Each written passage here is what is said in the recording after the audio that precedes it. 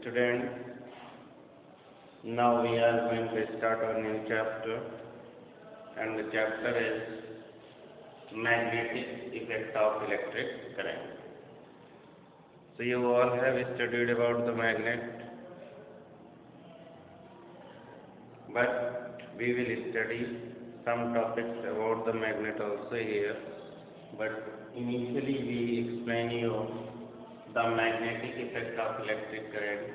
So what is the magnetic effect of electric current? So initially there were three scientists.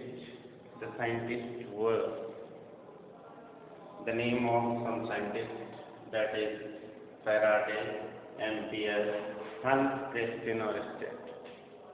इन्होंने कुछ experiment किया और वो experiment क्या किया कि इन्होंने करंट कैरिंग कंडक्टर के अंदर जब करंट पास किया तो इन्होंने ऑब्जर्व किया कि जब करंट उस कंडक्टर के अंदर से फ्लो कर रहा है तो उसके आसपास एक मैग्नेटिक फील्ड क्रिएट हो जाता है।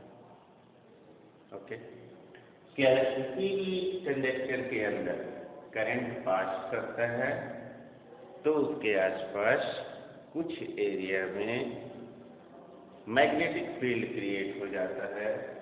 और इन तीनों साइंटिस्टों ने अपनी इस स्टडी को ऑब्जर्व किया ड्यूरिंग देयर एक्सपेरिमेंट, जबकि वो लोग एक एक्सपेरिमेंट कर रहे हैं।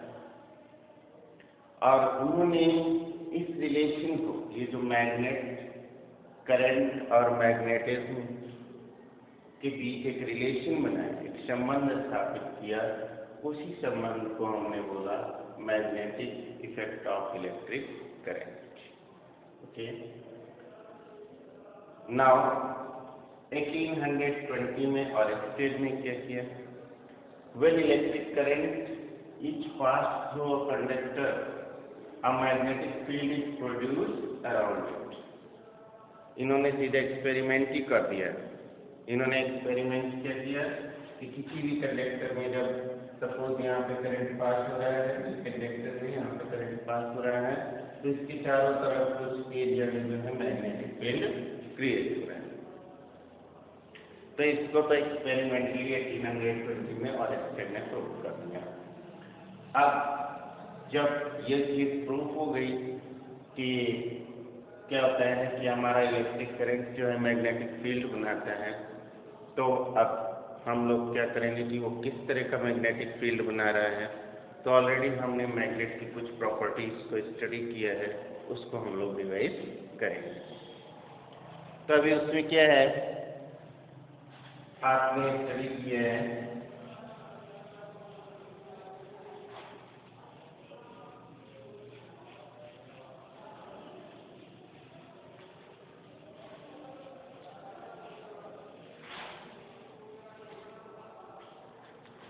मैग्नेट के बारे में स्टडी।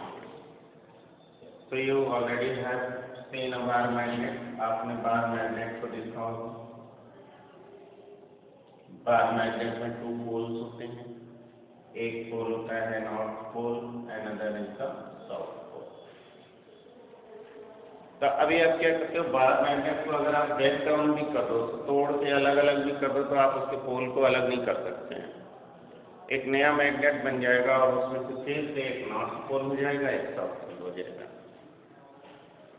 ओके, तो क्या करेंगे, जब भी मैग्नेटिक फील्ड क्रिएट होगा तो उसका एक एरिया डिफरेंस होता है कि इस एरिया में मैग्नेटिक फील्ड क्रिएट होगा, उस एरिया में मैग्नेटिक फील्ड लाइंस जनरेट होती हैं। तो उस मैग्नेटिक फील्ड लाइंस को हम लोग स्टडी करने के लिए बार मैग्नेट को देखते हैं। अभी हमने बार मैग्नेट से क्या करना है, मैग्नेटिक फील्ड लाइंस को स्टडी करना है। तो इसके लिए हमने कंपास में ली कंपास, जिसमें कि आपका ये कंपास होता है एरो नॉर्थ डायरेक्शन को दिखाता है और इसका टेल साउथ डायरेक्शन को शो करता है। ओके, तो क्या करेंगे, अब आपको अगर शो करने के लिए बार मैग्नेट कितने एरिया में इसका मैग्नेटिक फील्ड क्या है, तो इसकी हम लोग मैग्नेटिक फील्ड लाइंस को ड्रॉ करेंगे। मैग्नेटिक फील्ड लाइन को ड्रॉ करना है तो हम इस कंपास बॉक्स को लेंगे और नियरली नॉर्थ पोल के अराउंड रखेंगे। तो इसका साउथ पोल नॉर्थ पोल की ओर होगा और इस तरह से कुछ एरो शो करेगा। ओके, इस तरह से। फिर हम इसके नॉर्थ की तरफ साउथ को रखेंगे तो ये कुछ इस तरह से शो करेगा। मतलब आप सी करेंगे कि आपका जो let us see something is wrong like this. Okay, this is the compass. Now this is now this is now this is okay. तो इस तरह से जब आप करोगे तो आपको एक पैटर्न मिलेगा और ये पैटर्न इस तरह से जब आगे बढ़ाते जाएंगे तो यू सी ये आपकी मैग्नेटिक फील्ड लाइन क्रिएट हो पाएंगे जो कि नॉर्थ पोल से स्टार्ट होंगे और साउथ पोल पे आके फिनिश होंगे। ओके, तो इस तरह से हम आप कंपास का यूज करके ढेर सारी मैग्नेटिक फील्ड लाइन को जनरेट कर सकते हैं।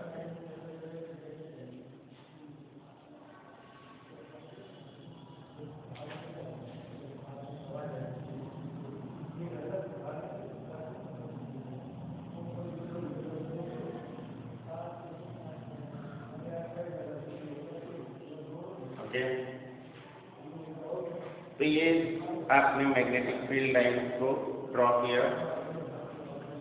तो किसी भी बार मैग्नेटिक के लिए मैग्नेटिक फील्ड लाइन की कुछ कंडीशंस होती हैं और वो कंडीशंस क्या होती हैं कि मैग्नेटिक फील्ड लाइन की डायरेक्शन हमेशा मैग्नेट के बाहर जो है नॉर्थ टू साउथ होती हैं, यानी ये नॉर्थ से निकलती हैं और साउथ की तरफ इन करती हैं। Another inside the magnet it is south to north, लेकिन मैग्नेट के अंदर इसकी जो डायरेक्शन होती है वो साउथ टू नॉर्थ होती है। Okay, now the next point is कि जैसे जैसे आप मैग्नेट से दूर जाएंगे आपकी जो लाइन का कंसंट्रेशन होता है वो लेस होता जाएगा। इसका मतलब कि मैग्नेटिक फील्ड की इंटेंसिटी कम होती जाएगी और नियर अबाउट द मैग्नेट इसकी इंटेंसिटी ज़्यादा, क्योंकि नियर अबाउट द मैग्नेट जो आपकी मैग्नेटिक फील्ड लाइन्स है वो बहुत ज़्यादा बनेंगी।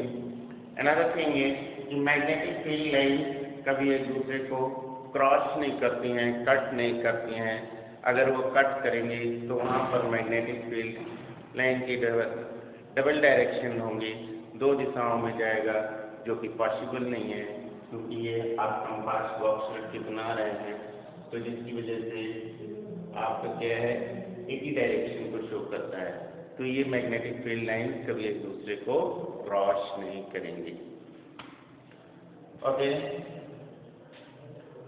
तो इस तरह से आपकी मैग्नेटिक फील्ड लाइन की कुछ प्रॉपर्टीज हमने यहाँ पर आपको एक्सप्लेन किया है।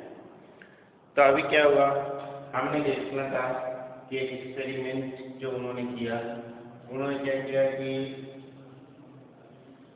आप इस तरह से स्टडी कर सकते हैं कि